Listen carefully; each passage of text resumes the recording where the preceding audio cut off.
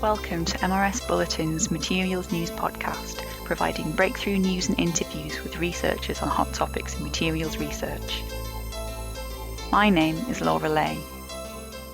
Highly accurate characterization of void space in porous media is a challenge given the tortuous, convoluted nature of some materials. A novel application of graph theory combined with electron tomography and molecular dynamics simulations has characterized the morphology of nanovoids in polyamide membranes. In this case, we had this very beautiful but irregular complex structure, so we wanted to quantify it as a whole. So we used graph theory as a method. So graph theory is a very mathematical concept, and this is the first time we used graph theory on polymer membranes. Conventionally, graph theory is used in fields like database management, social network analysis, and even the pandemic spread models. All these networks I talked about are large scale but irregular. So we thought of using that into a nanoscale irregular membrane network. That was Dr. Fallon Colacontriguet, who led on the research during her PhD at the University of Illinois. Polyamide membranes are widely used as separation media in the water industry for molecular separation and for organic solvent filtration. Despite this widespread use, there has been some uncertainty surrounding the exact mechanisms of separation.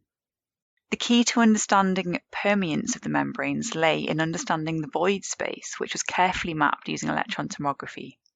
Using their mixed method approach, the team was able to relate the nanoscale morphology to membrane function. The thickness of the membrane around the nanovoids and the surface area of the nanovoids both affect the permeance properties of the membrane, which was determined experimentally using methanol. A thinner membrane and more open voids led to better permeance.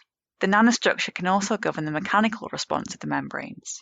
To determine the mechanical properties, graph theory was used to convert the topographical data into a skeleton graph of nodes and branches, which allowed the skeleton graph rigidity to be calculated.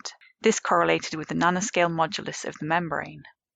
Using coarse-grained molecular dynamics simulations and a significant amount of computational power, the team was able to determine the growth mechanism of the nanovoids, which, using traditional experimental techniques, are often obscured by crumples, tiny mountain ranges which form in the material. Professor Ying Li from the University of Wisconsin-Madison explains. The key idea is actually you have a two phase. One is a water phase, and the other is the oil phase. So one of the monomers, so the MPD monomer, is soluble in the water phase, while the other monomer, TMC, is in the oil phase. So when these two monomers, they gradually diffuse towards the interfacial region between the water and oil, and then they start having polymerization reactions. In particular, we observe a very interesting phenomenon that is so-called a monomer fluorescence growth process. A lot of nanovoid has been observed by Fallon through the electron microscope process is happening from tens or even 100 nanometer scale. This is actually beyond the typical molecular simulation scale people can do. So that's the reason why we adopted these highly coarse-grained molecular models. The whole polymerization process involves the diffusion reaction. That's a very extremely long diffusion reaction process simulations. For Dr. Colacontriguet, the impact of the work is exciting. Obviously, there is a direct impact on understanding the separation and mechanical behavior of polymer membranes. But I was very surprised to understand that our work is not limited to polymer membranes only. So the beauty of this multidisciplinary toolkit is the versatility. So soft materials containing voids such as aerogels, metal organic frameworks, nanotube sponges, and even other porous membranes are widely used in materials applications. The actual nanoscale aspect is very underexplored. We can capture the regularness of irregular structures. For Professor Li, the synergy between experiment and simulation is key and demonstrates that some advances are only possible with collaboration, opening the door for further work.